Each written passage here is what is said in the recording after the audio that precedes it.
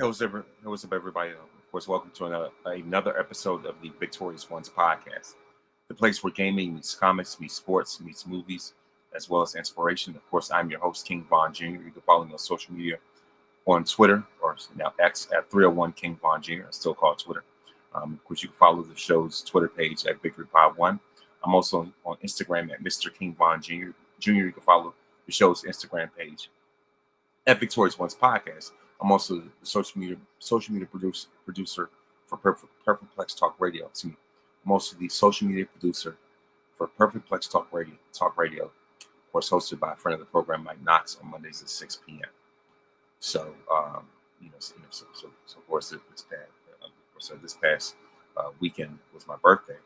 You know what I mean? So it's 36th chamber, if you will, if you want to call it that. But like I said, I definitely enjoyed my birthday. Thank you very much to everyone who gave me birthday shout outs, congratulated me and everything. Everything else, pertaining to that day. Of course, I had, back to back, dinners and lunches. I had a birthday dinner on Saturday. And then, of course, I had birthday lunch on Sunday at the church. So I definitely appreciate, all the birthday love and well wishes and everything, that I received on that day. I got a few gifts, for those that follow me on social media. Of course, I finally got Michael Jordan Funko, something I never thought, I thought I would get. I got Street Fighter 6 finally now, especially with the rosters being updated. So I guess I waited for the appointed time. I also got even before that, I got WWE 2K25. And so as soon as I finished with this universe mode, I was taking a minute. But I'm definitely gonna dive deep into 2K25 and showcase and everything else. And so so that's what that is. Make sure that the camera's clear. But yeah, so as far as that, like I said, great festivities. I won't complain. And of course, but also on the sour note, yeah, actually, what I also want to also want to address. Thank you very much for those who congratulated me, for the certificate of appreciation that I received from my church in regards to my dedication and service when it comes to volunteering, when it comes to ministry. So like I said, shout out to the greatest pastor and first lady in the entire world, Pastor John K. Jenkins Sr. and First Lady Trina Jenkins, and of course, Jimmy's, their son Jimmy's got a movie coming out, about the history of University of Alabama, the Crimson Tide from Bear Bryant to Nick Saban, called Nothing But a Winner. And so it's going to be out, on July 31st. And so I just, cheap plug-in, a little plug-in, So like I said, those are the main things going on in my world right now. Like I said, thank you very much. Like I said, thanks for all the congratulations, for these accomplishments lately. And so, we'll have a somber note, if you will. Rest in peace to Malcolm Jamal Warner, better known as Theo Huxtable from the Cosby Show, as well as Ozzy Osbourne. Ozzy's been a fixture with WWE for years, and dating back to WrestleMania 2. And matter of fact, he even did the theme song, for War Games before. And so I was like, and just back to back, And the worst part about Malcolm's death was that come to find out it happened the day of my birthday, but I didn't find out until the next day. And so he got accidental drowning. During one of those waves out in Costa Rica, I want to say it was. It was him, his wife, and his daughter. And so that's the worst part about it, is that you end up going right in front of your family. And so my thoughts and prayers go out to him and his family. And so and the thing is, with all these tributes, it just goes. It's a testament of his greatness, of his contributions, of his body of work. And the things I will say this, just my estimation, I believe that the Cosby Show, when it comes to black sitcoms, I still would say that's number one. Regardless of the title characters, uh, controversies. Like I said, regardless of Bill's indiscretions and controversies and transgressions, if you will. Um, I mean, if you look past all that, regardless of all that, just when it comes to the quality of the show, when it came to showing a black family in a different light, in a much better light. It shows that we can succeed, that we can thrive and succeed in corporate America. When it comes to being black doctors, lawyers, having a healthy, stable family, and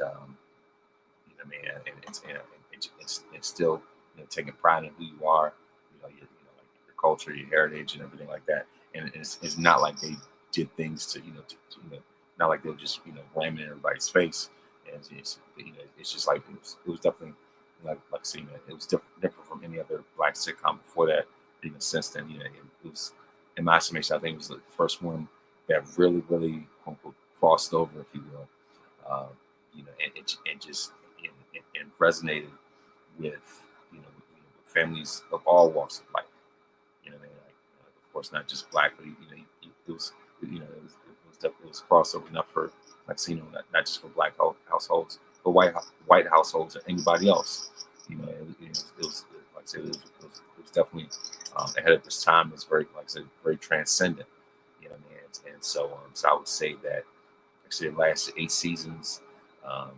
It's an Emmy Award winning show. It was critically acclaimed, everything like that. And so that's why it's the gold standard. And so Theo, and especially for him, being the only son in the family, that's what makes this hit even harder, even worse. Is that is out of the Huxtable family. He was the only he was the only son that they had on the show. And matter of fact, personally, I was Theo was actually my favorite. And that's I'm pretty sure he was a lot of people's favorites. And so it's just like that. That's why it's like a void that can never be filled. And like I said, it just hits deep. So many people, myself included, feels like you lost a family member um, with his death. And so, obviously, some of my favorite episodes, of course, the Gordon Gartrell episode. I wish I could find a Gordon Gartrell shirt. That as far as that, the episode where he got his earring. Also the episode where his family's teach him about the real world. How Cliff was teaching about finances, and it was just a wake up call for him. So I was like, like with that, and also the episode, with the singing, with the whole family was singing Ray Charles, and so everybody gives Rudy all the credit for her part, but Theo was the one, who set the tone for for the episode, moving forward. So I would say, if anything, everybody deserves credit, but if anything, like I said, not only does Rudy deserve credit, but especially Theo as well. And like I said, just to see him grow up in front of everybody's eyes. I've seen it not only from him being a teenager to to of course to him eventually going to college.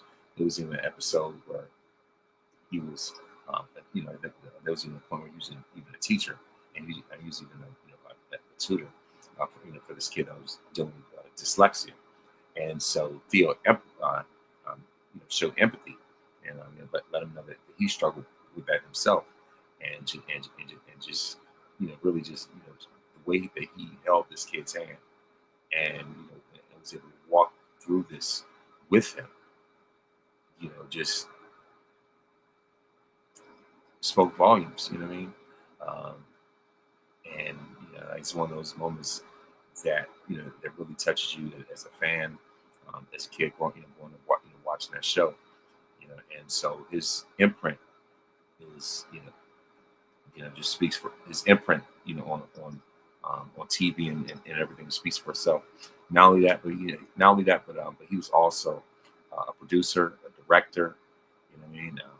Like So, yeah, matter of fact, he's even directed music videos, including video for like with CeCe Winans and Whitney Houston or something. You know what I mean? So like he's done that. He has even directed a Cosby Show episode. The episode of about Vanessa going off to see the Wretched. He was the one that was the director for that. So also and like he's also written books. He's even won a Grammy before. He has also been, I want to say that he was the director producer for All That. You know what I mean? So of course he showed up in an episode before. He was also the voice of the producer on Magic School Bus. Um, and it's just like the more you know what I mean? Like it's just like it's amazes me how after someone passed away, then you see all these tributes and find find out how discover more, discover what what they have in their catalog, and discover their how large their body of work is. Malcolm Jamal Warner's body of work speaks for itself in more ways than one, and the way that and just looking at just seeing how he was able to make the transition out of being a child star, out of a child from being a child star into adulthood, and so and how he's able to handle that transition so well in ways that a lot of his peers, unfortunately, had not been able to. If anything, he was a major influence for for a lot of his fellow child star actors. You know what I mean? So yes, like I said, in terms of that, it's just it's a huge chunk of that generation um, has been lost. And not only that, but also Malcolm was in a video for Houdini. So, song I even shared on my IG story, my social media stories. It was a song called Funky Beat, and so it was him. Like the video featured him, Donnie Simpson, Bobby Brown, Curtis Blow, and like among many others. And he was only like 16 at the time. I want to say it was, because I know someone said he was like 14, I guess. Yes, it was 1986, and so by that point, like I said, so the song came out, video came out in 1986. So he was 16. You know what I mean? So it was like very much a major star. With the Cosby Show at the time. So it was only natural, for them to to put him in the video. But yeah, like I said, as far as that, um, so like as I said before, not only him, but also Ozzy Osbourne, and for if anything, I would even make a case and say that the Osbournes, probably like the greatest, probably the greatest family reality TV show of all time, and so I would say it's certainly better than Hogan Knows Best, Keeping Up with the Kardashians and things like that. Had it not been for the Osbournes, then all the other stuff wouldn't even happen. And the funny thing is, last year, when I went out to Los Angeles to celebrate my birthday, I had gone on one of those tour buses, and so the tour guide was taking me up to the Hollywood Hills, and so one of the houses that we saw during the tour was the house for the Osbournes, and so I was like, man, it's just like, and obviously with him being a pioneer with in terms of heavy metal, Black Sabbath, had it not been for Black Sabbath, Iron Man wouldn't, I don't think it would have been as popular as it was had it not been for that soundtrack, for the introduction, and so yeah, like as far as that, at 76, and it's a miracle that Ozzy lived this long when so many of his peers, and other musicians died of overdoses.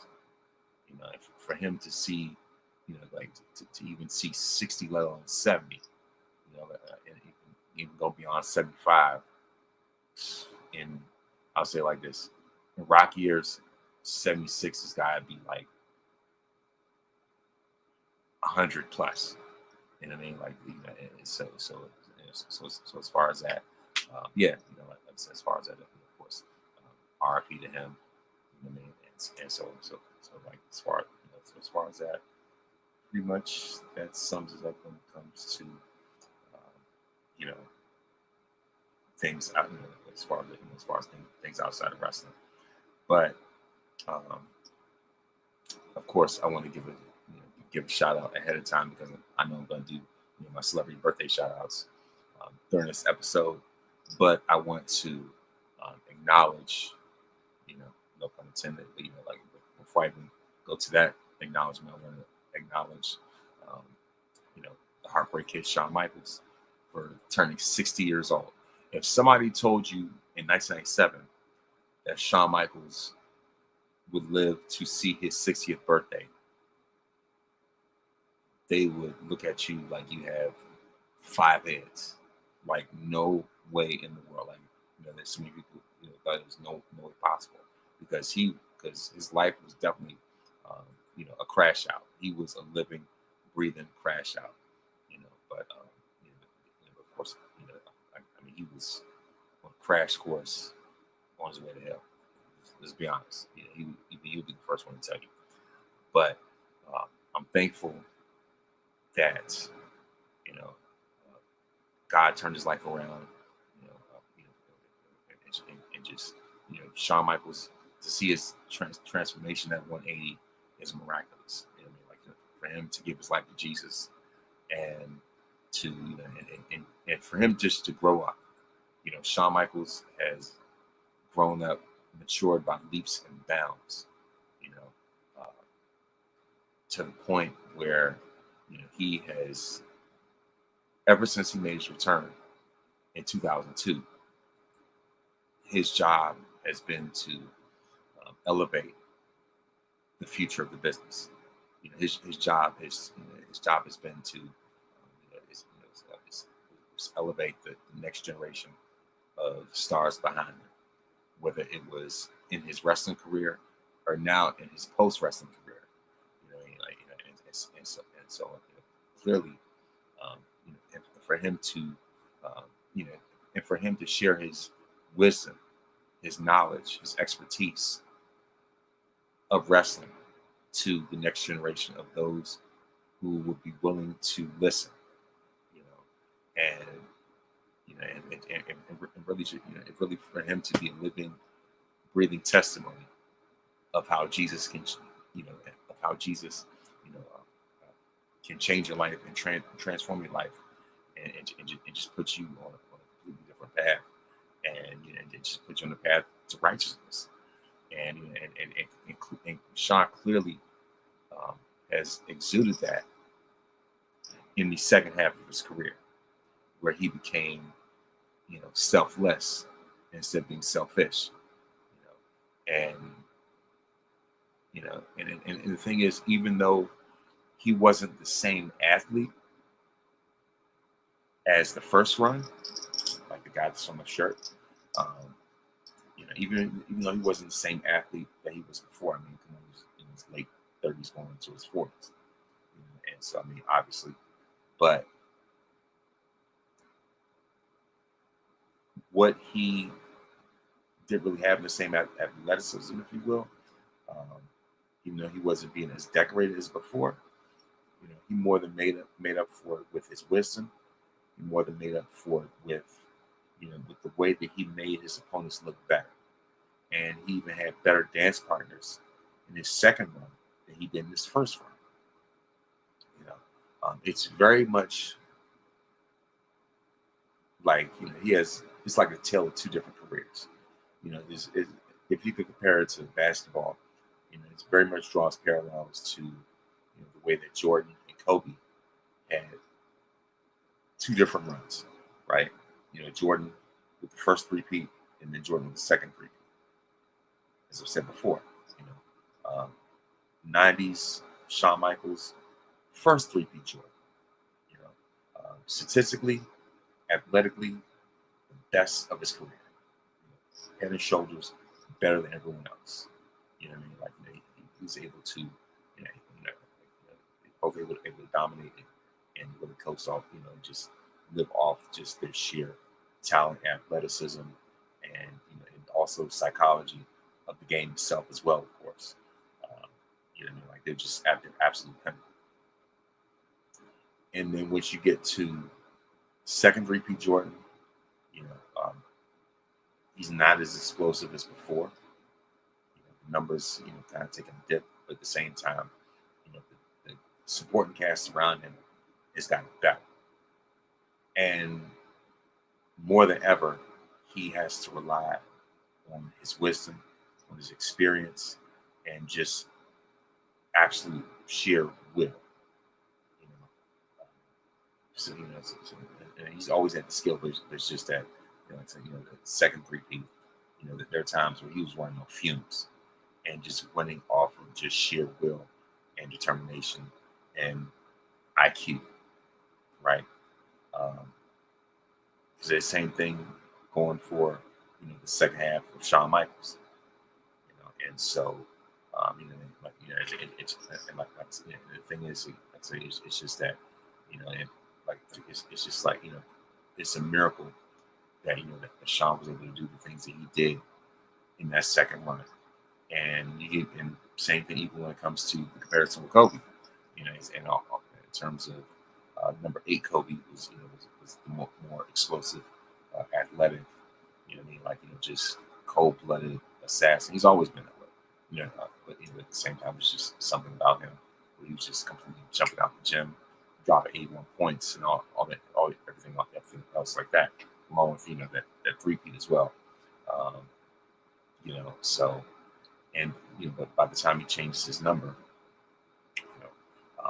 he is a much later on, of course, a much more wiser version of himself, and just like I said, he's much more of a veteran than than he had ever been before as number 8. And so of course he goes on to become a back-to-back Finals MVP, and just puts the ice on the cake of his legacy, right?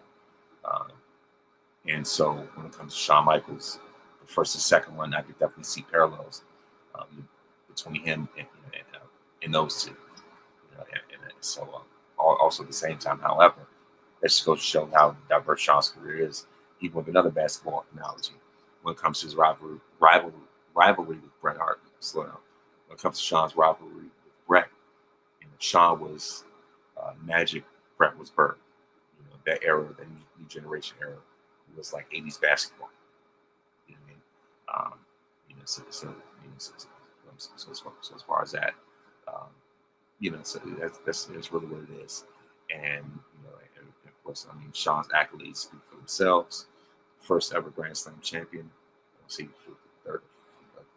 He was like, about the fourth Triple Crown champion, I want to say. He's a 4-time world champion, 3-time WWF champion, 1-time world heavyweight champion. He's been a multi-time tag team champion, about 5-time tag team champion, former European champion, 2-time World Rumble winner. And so he's a 2-time Hall of Famer. And so based on his catalog, especially since they're now including matches in the Hall of Fame, he's going to be a multi-time Hall of Famer when it's all said and done. So yeah, Like I say, and to see, to see Shawn's growth, to see, where he was then to who he is now, and how respected and honored and revered this guy is, and for someone as decorated as him to be in an environment like NXT to to develop the future. Come on, it's just like, what more could you ask for? The opportunity to be trained by Shawn Michaels, one of the all-time greatest, if not by many people, the GOAT himself. That's ultimate endorsement right there. So, and for me, it's even an honor to to even meet Shawn Michaels, to get him sign my book, and at the book signing at Barnes and Noble. I mean, you couldn't tell me nothing after that. Like to meet, like I said, to meet both Bret and Shawn, seal of approval right there for me. So yeah, so as far as that, like I say, just like I say, his catalog speaks for itself. Yeah, I mean, I could go on and on. I've done multiple episodes about top 10 Shawn Michaels matches and things like that. Written articles about him. You know what I mean? Like I say, he's, I mean, his legacy, his brand, is ironclad as far as I'm concerned. So yeah, so as far as that, and also, some, or some also another thing I want to mention is that even though Seth Rollins is out, but actually, let me go to backtrack. Of course, is a big thing I really want to tackle is Goldberg complaining about his speech getting cut short. As a matter of fact, I want to say that. You know what? I want to say I've already addressed it anyway, but yeah, like I said, like I said, the entitlement of him, the audacity of it all. Matter of fact, we even talked about it already on Perfect Plex already, anyways. I ain't gonna go any further on that. It's just like I'm not even wasting time on that. It's just like, first of all, people have to realize that WWE is pretty much country club at the end of the day, and so on. And the thing about it is that you compare himself to Undertaker and John Cena. No, you're not those guys. Even on your best day, you were not them. Even with that inflated record and everything like that, you can never, ever, ever be them. Like the bigger icons and legends than you ever be. Better than the ring than you, better matches. All those things wrapped up in one. So I'm saying it, and like as I said before, I say it again. I wouldn't be surprised if Bret was the one. If Bret, would be the one to cut. To cut Goldberg's, cut his speech short. And especially considering that Goldberg cut Bret's career short. So you know what I mean. So it's just like there's certain people just unbelievably ungrateful. No matter how much you do for them, no matter how much of the world that you give them, it's still not enough. And for Goldberg, it clearly is not enough for him at all whatsoever. But whatever, I'm not even tripping off that right now. Yeah, like I said, other than that, but one of the main things that one of the main topics I want to talk about is that Roman Reigns has made his return. Of course, we're after Seth Rollins went down with an injury, and so of course, of course, in the SummerSlam, definitely need to get those ticket sales and buy rates up, PLE buy rates and everything like that. So so better to raise, like I say, to raise the sales and and really bringing that money than the tribal chief himself, Roman Reigns. So that's, we talk about acknowledgement. You know what I mean? Come on now. Like I said, it's just Roman's brand speaks for itself, and I like how Roman gave credit to his family in a way that I never had seen him do that before, other than at WrestleMania when he showed that montage that the highlight of that montage of his family, as far as like the the Anawani family, from his dad and his uncle being a tag team to Yokozuna to The Rock, and as far as him, like doing that type of acknowledgement, that's one thing. But for him to verbally, acknowledge his family after, so forth after all the time of gaslighting Jay and just putting Jimmy and Jay through the ringer, and and if for him to kind of lighten up pretty much at this point, and give credit where credit was due, especially the way that Paul Heyman was playing his face and taking all the credit for Roman's success, and Roman had to shut him down. It's like, nah, I mean, you were, even though you were a big part, you weren't the main part. There were other pieces to my success, and those pieces to my success were my family, Jimmy and Jay, and he even gave Solo a shout out, even gave Sandy a recognition, even gave a shout out to Sandy. I mean that says a lot. I was like, wow. I mean, just go to see his growth, to see Roman's maturity. You know what I mean? Like, I mean that that in itself is just noteworthy.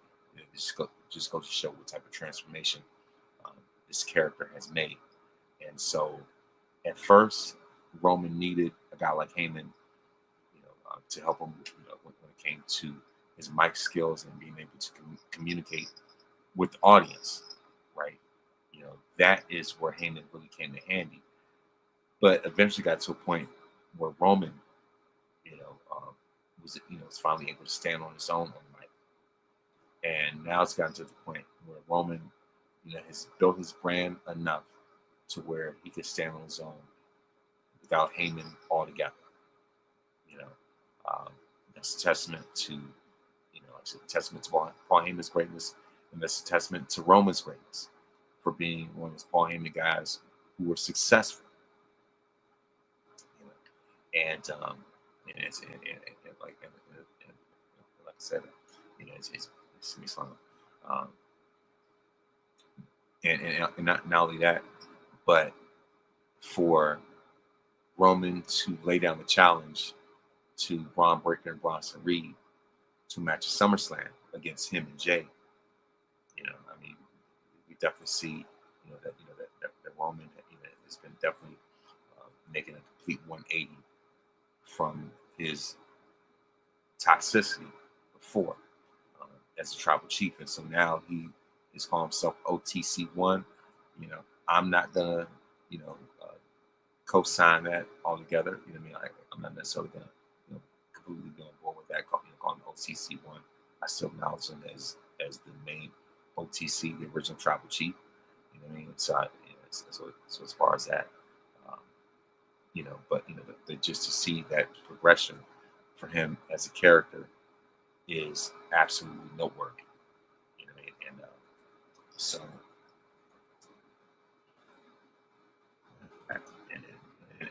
And the thing is, I definitely had to talk about that because that was definitely one of the highlights of Monday Night Raw. And I'm going to go take a backtrack to Friday Night SmackDown as well.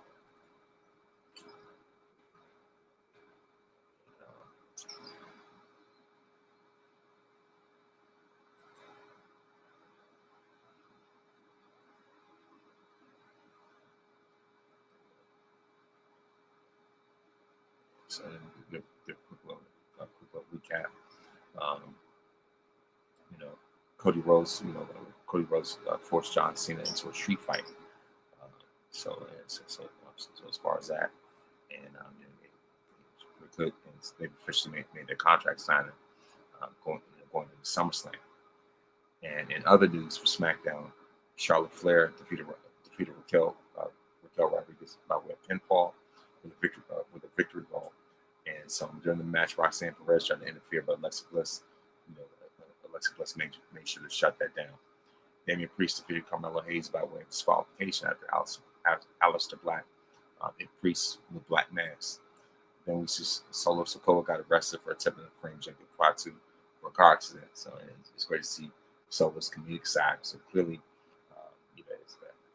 things become pretty obvious that out of the family, Solo is the biggest comedian of them all, and it's great to see that being spotlighted.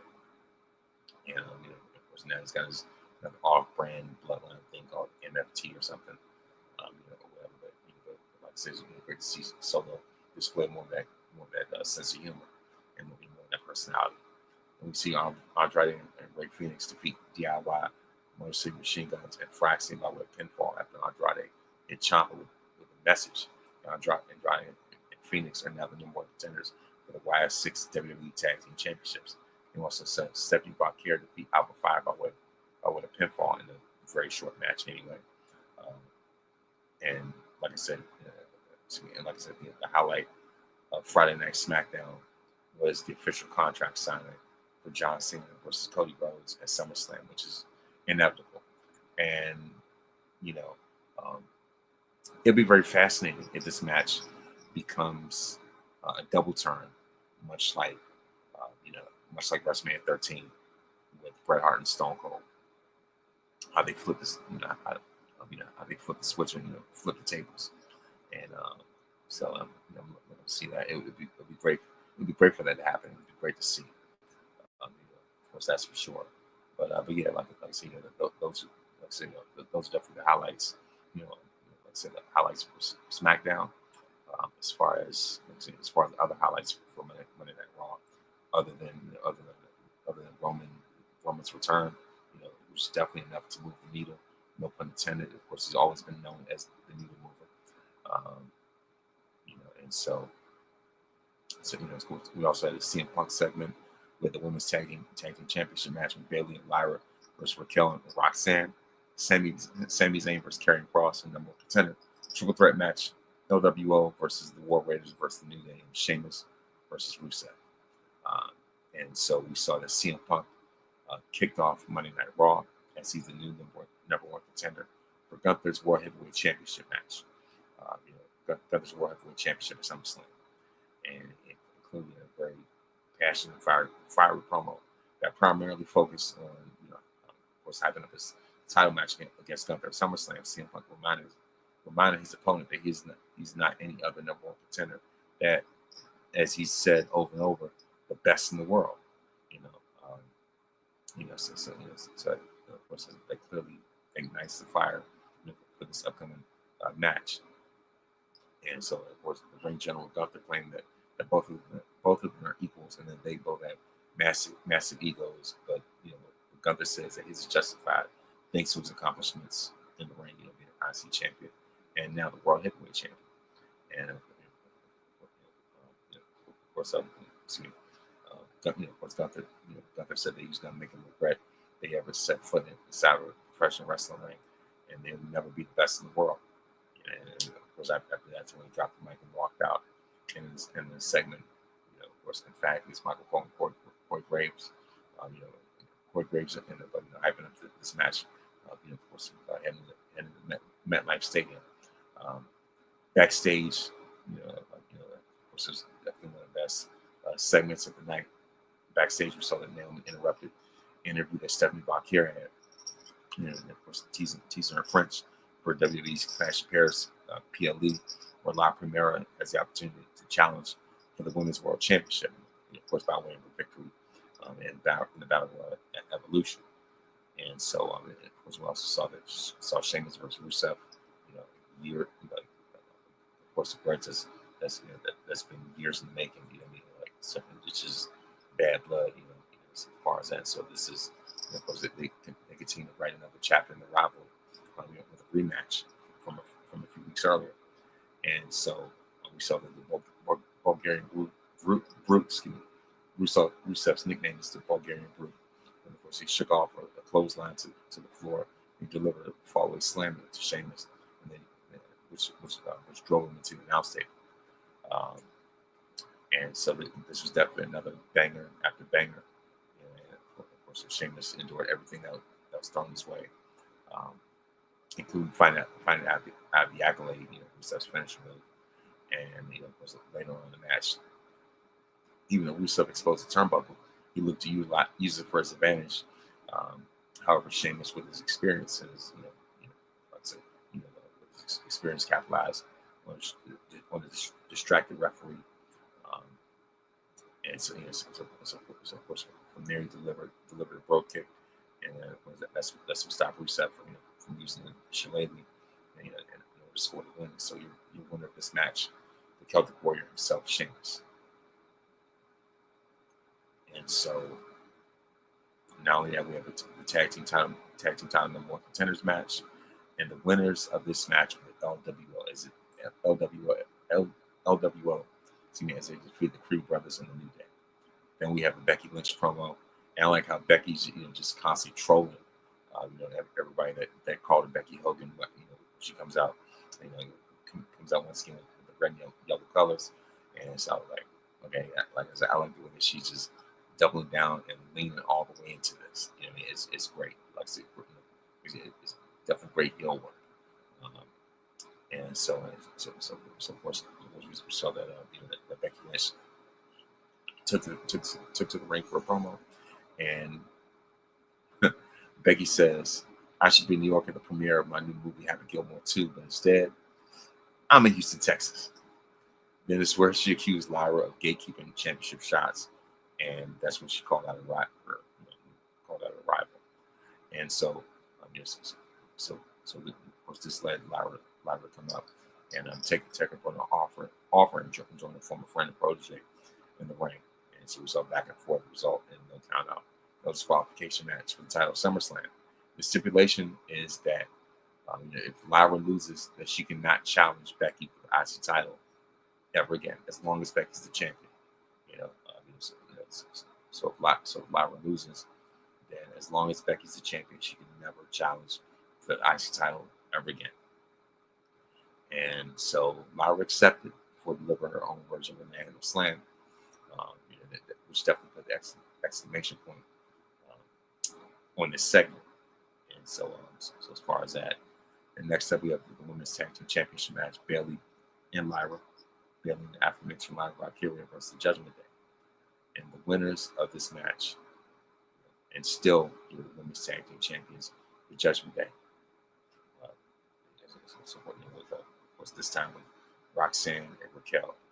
And clearly, Raquel has taken Kevin Nash's advice to heart, and it's very clear that she has applied that criticism to her work in the ring. And so now, more than ever, Raquel is moving more like a giant, because because her nickname is Big Mommy Cool. And clearly, she's drawing comparisons to Kevin Nash, always known as Big Daddy Cool Diesel. And so what better way to light a fire under Raquel than the OG himself giving that criticism, for her to step her game up and really polish her skills in the ring if she's supposed to work as a larger wrestler, and of course, for one, if anybody knows from experience, it's Kevin himself. See, look at examples like him. Look at examples like obviously Undertaker. Look at examples like Nia herself, Andre. It's in terms of wrestling in a much bigger style. And the thing is, Raquel has usually been the muscle that nobody's really threatened by. Nobody's really afraid of. And so for her to take Nash's advice, speaks volumes, and it's definitely going to pay off in the long run. So the winners and still tag team champions, Roxanne and Raquel, the Judgment Day. Then we have Sami Zayn versus Karrion Kross. The winner of this match, Karrion Kross. As the rivalry continues, then we have Stephanie Valkyria versus Io Sky, and this match ends in a no contest. And once again, like I said, the highlight of this, the highlight of Monday night was Roman's return in his promo. And clearly, he showed no fear in the face of a numbers disadvantage.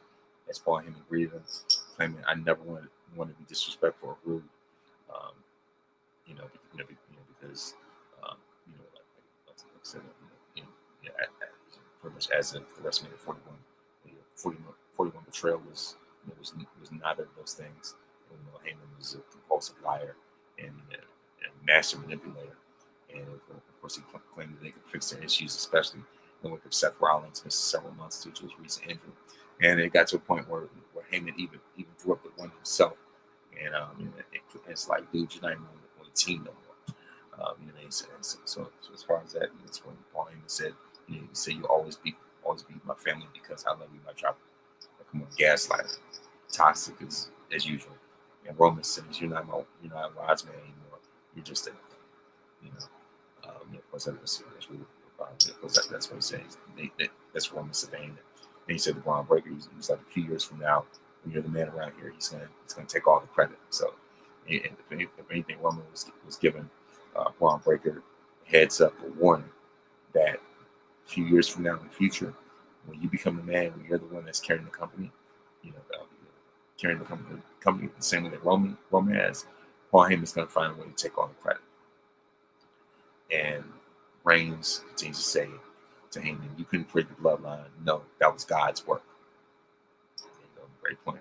Of course, that's when Braun Breaker step between Reigns and Heyman. And so of course, clearly Braun has really been feeling himself as far as getting on the mic.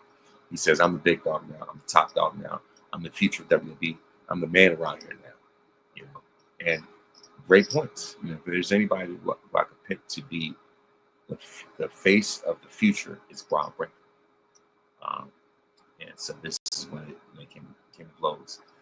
When we saw Braun and Braun, the Braun connection, attacking Roman, but Jey Uso made the save, which drew a huge pop, clearing out the ring, and that's when Jey and Roman both went did the yeet. I was like, oh shoot, the Tribal Chief is the Tribal Chief is doing the yeet. I was like, wow, that was not on my bingo card 5 years ago, at all whatsoever. So I was like, man, this dude is really like just, he's really making transformations, making changes. And so Roman Reigns versus Braun Breaker feud, I'm all for it. It's a way to way to elevate the future, and it's passing the torch, if you will. And who better than someone like Braun Breaker? And speaking of, now that I think about it, since it's time to talk about what it means to be the face of the company. I know that Dave Meltzer, Dirty Dave, whatever. So we're talking about the face of the company. Brought up names such as Rhea Ripley, Braun Breaker, Jacob Fatu. It's just name a few, but let me say this though. Out of those three, I would say the one who had the best chance of really being the ultimate face of the company, I give it to Braun Breaker. Just because he has the tools, he has the DNA, he has the athleticism, he has the in-ring skills, he has the charisma, he has the persona, the natural aura, if you will. And it's just like it gets to a point where it's like, dude, you can't even hide it no more. You are a Steiner. Embrace it, lean into it, double down on it. You know what I mean? Because ultimately, that's your biggest calling card. Everybody knows that you're a Steiner. Everybody knows who your dad is, who your uncle is. You know what I mean? I'm just waiting for Braun to do a promo where he's talking about Steiner man. You know what I mean? He, like I said, from his genetics, from the way he's built, the way he wrestles, like to his ring attire, it just screams Steiner. It also screams money as well. And so he definitely has that intensity. Matter of fact, his spirit is often compared to Goldberg's spirit. I would even make a case and say that Braun's spirit is probably even surpassed that.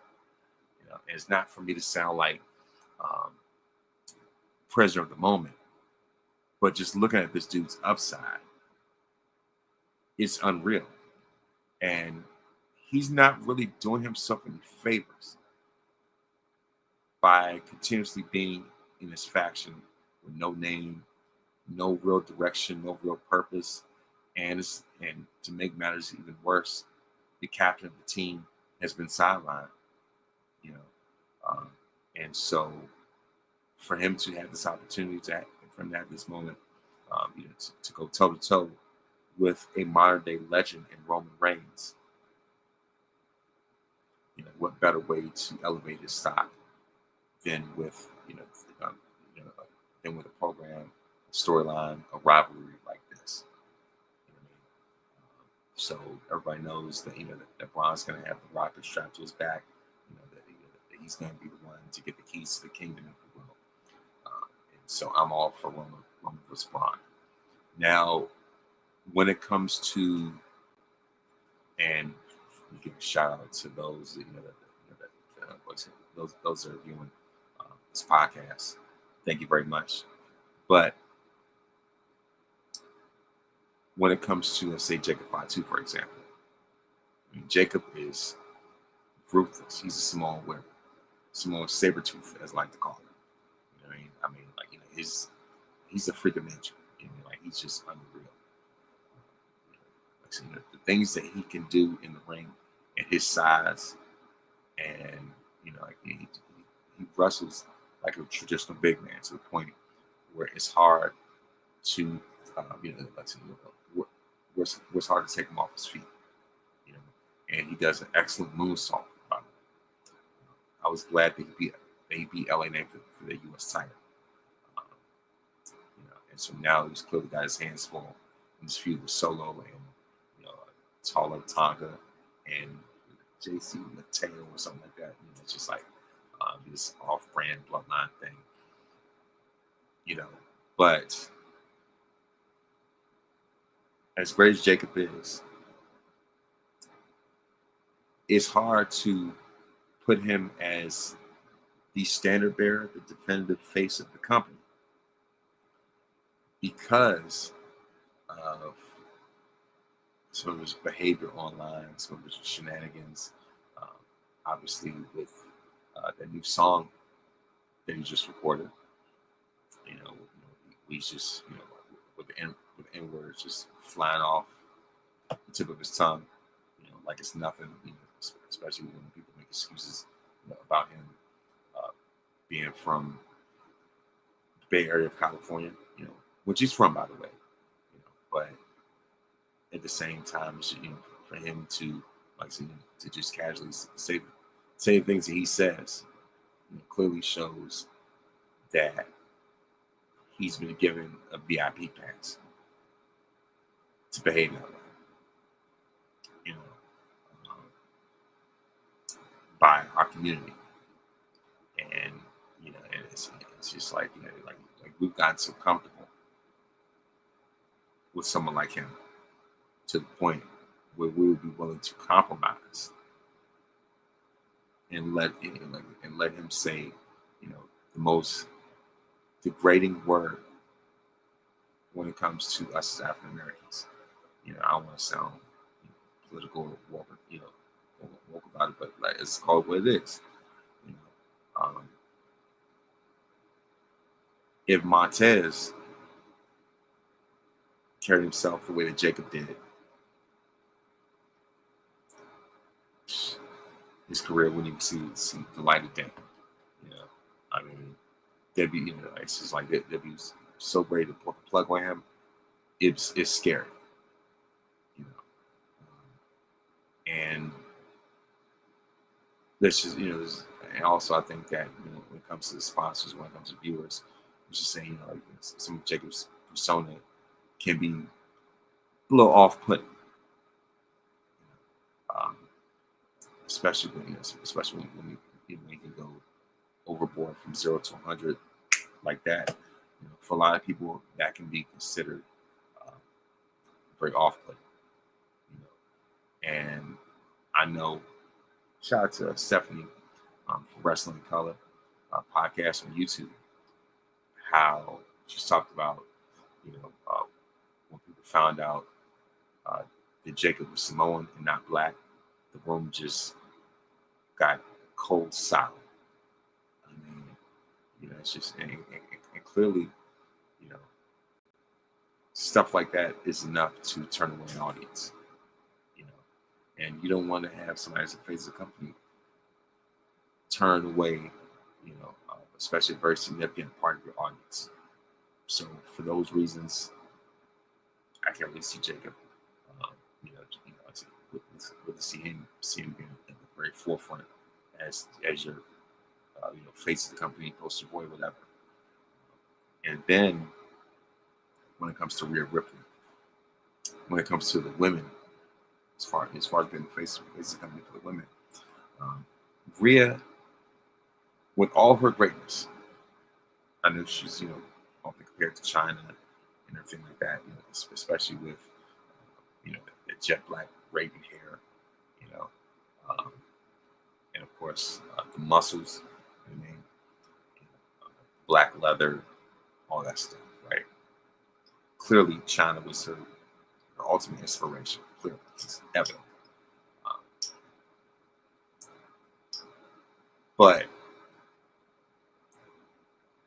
Rhea has a very niche audience. Eventually later on, China was able to open up, right? And I would say, China was more crossover than Rhea.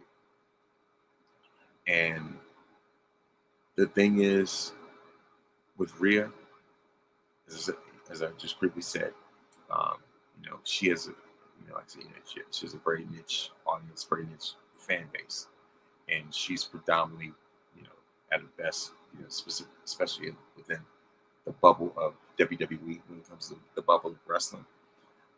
And what I mean by that is that,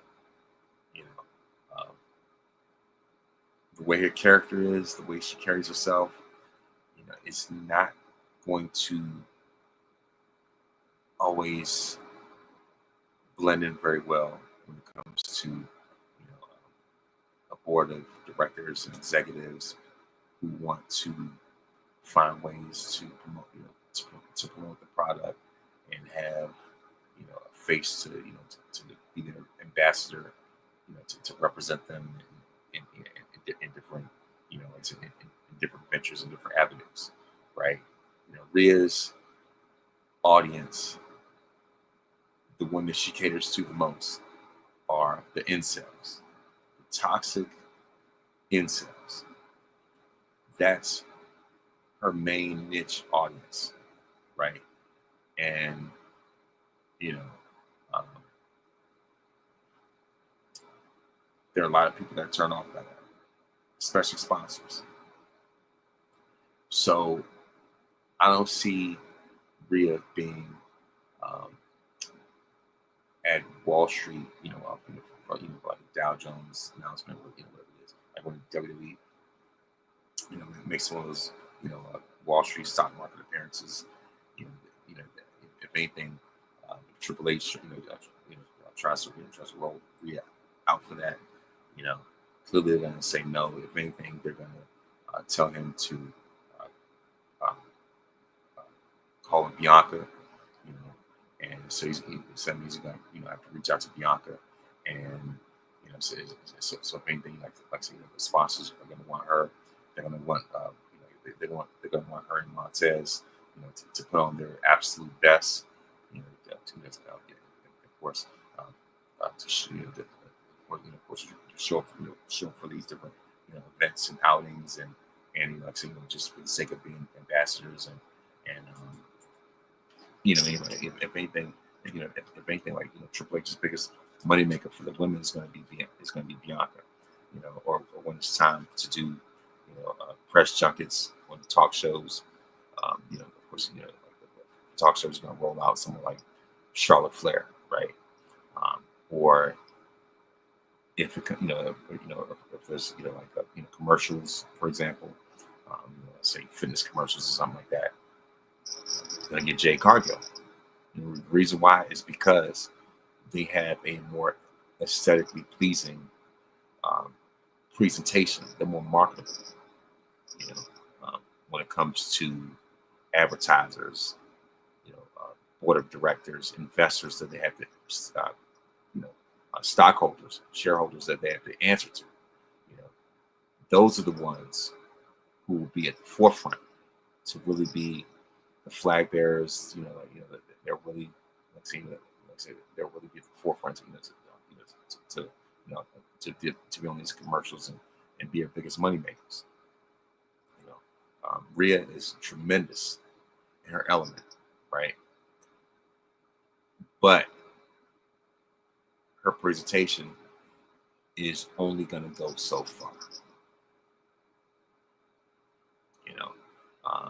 and what really makes her stand out, obviously not only her ring skills, her charisma, but especially her sex appeal. But there are certain markets, certain doors that's going to be hard for her to get into because of the audience that she attracts, because she caters to the most violent, toxic parts of the IWC. That is Rhea's audience, and with the way that this climate is, especially with our modern administration, they're not going to go for that. Plain and simple.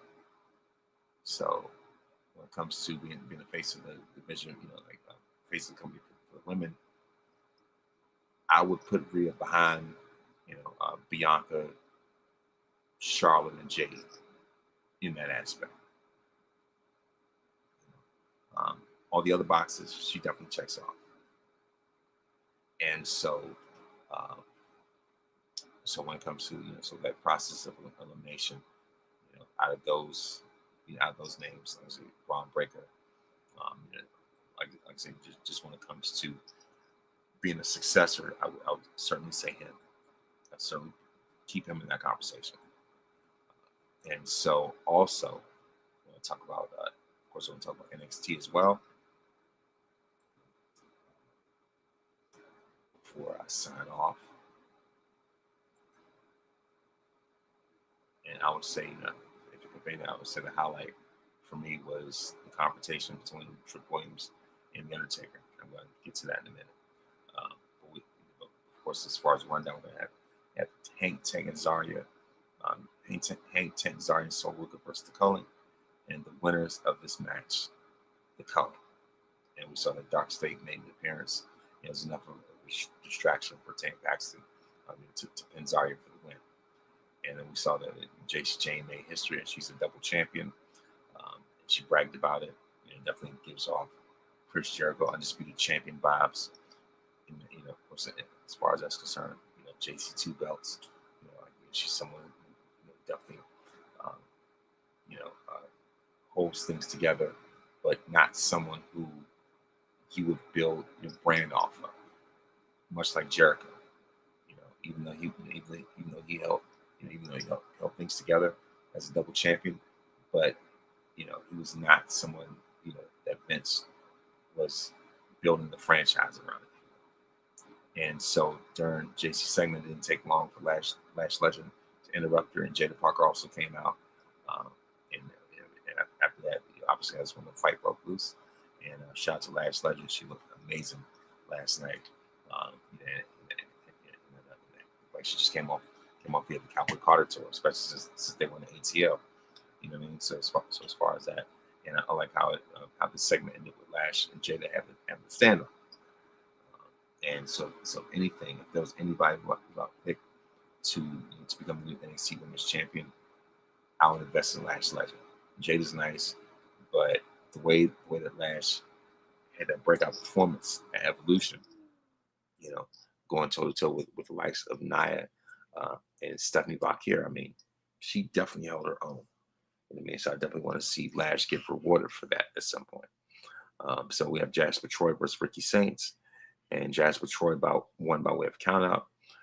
So the Undertaker wants to talk about it. He confronts Trick Williams, and first off, he compliments him. Compliments his vest. I mean, or rather his jacket. Asking if it was cowhide. That's the way of saying, is it velvet? You know what I mean? And And so, I mean, first off, Trick Williams, came out and it was, it was definitely a flipping off the mouth, of course, about the Undertaker. The Undertaker didn't show up as the Phenom; he showed up as the Biker Taker, coming out to Kid Rock.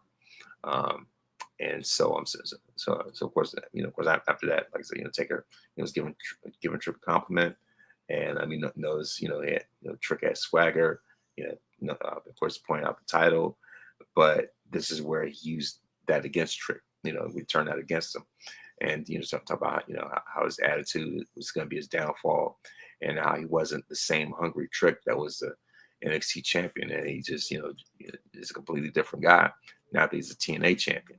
And like I said, talking about how his ego was gonna be his downfall, and of course the exclamation point of that segment was a choke slam to Trick. Of course, of course, it wasn't necessarily a bad segment, but it wasn't wasn't exactly the best segment either. It was kind of in the middle. Then we have Ren Sinclair versus Blake Monroe, and the winner of this match, obviously, Blake Monroe. Then Ethan Page called himself the greatest North American champion ever. Then he proceeds to throw away the NXT North American Championship as he trashes. Is he just trashed America and just trashes the USA? Very much, I could tell that Ethan's definitely been taking notes from 1997 Bret Hart when it was Canada versus USA. And speaking of Canada, not only did Ethan throw away the North American title, but he revealed a Canadian championship. Like I said, the North American championship with a Canadian strap. And then Santino came out and to confront Ethan. He said the Page doesn't speak for Canadians, and just ripped into him. And then Santino even ended up pulling out the Cobra sock, and of course, and because of that, Ethan was just scared. He had to run out the ring. And next week we're going to see Ethan Page versus Santino Marella, for the North American or Canadian Championship. What I mean? And then we'll also have a triple threat match with Obafemi versus Inamura versus Josh Briggs. And we see this is where Briggs, friendship or with Inamura start to unravel and deteriorate. And because Obafemi took advantage of that and capitalized and got the win. So it's like, this is definitely a match that really stole the show. For last night's NXT, and it's just like like I said, just to see Obafemi, continually be the face of NXT is just outstanding. And of course, we also saw Javon Evans in the background the whole time, and so at the end, Javon was watching the match. And Taker gave him a compliment, and he gave him some advice. That if you want to be the next big guy, of course, what you want to do is go after the big dog in the art of NXT. Pretty much go after the big dog of NXT, and so that was clearly hinting at Obafemi. So of course to see, who knows, we may see Javon versus Oba, for the NXT championship. But yeah, like I said, other than that, like I said, of course, NXT was great. So the week of wrestling, was what it was. And so, before I go, I would like to give, let me slow down. Before I go, I'd like to give some birthday shout outs. July 22nd, as I said before, Shawn Michaels turned 60 on the same day. Keith Sweat turned 64 on the same day. Keyshawn Johnson turned 53. Of course, Thunder Rosa turned 39 on July 23rd. Big Love Gary Payton turned 57. Marlon Wayans turns 53 as well. Barry Bonds turns 61. July 24th, J-Lo turns 56. And of course, a shout out to Nia Jax, for being selected by the Mets, by the Mets as the J-Lo lookalike. And so, of course, the Mets, they understand the assignment too. They see it. So, of course, like I said, Superstar J Lo turned 56, and so of course, July 25th, Kadeem Hardison turned 60, and of course, on the same day, Walter Payton, Walter Payton, would have been 72. And so that's, of course, that's it. That concludes the birthdays. And before I go, I would like to give a word of wisdom.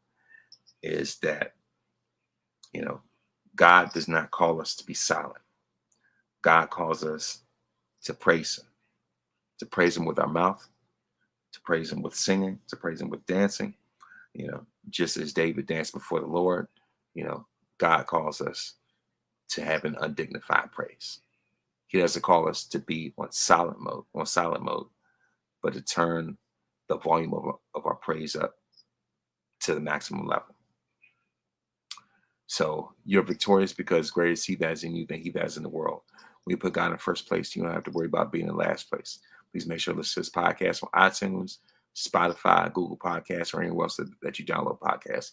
You can also follow me on YouTube as well, youtube.com/Avon West Virginia. Please make sure to like and subscribe for more great content. So thank you very much for watching. Thank you very much for listening. And may this day be the very best day of your life.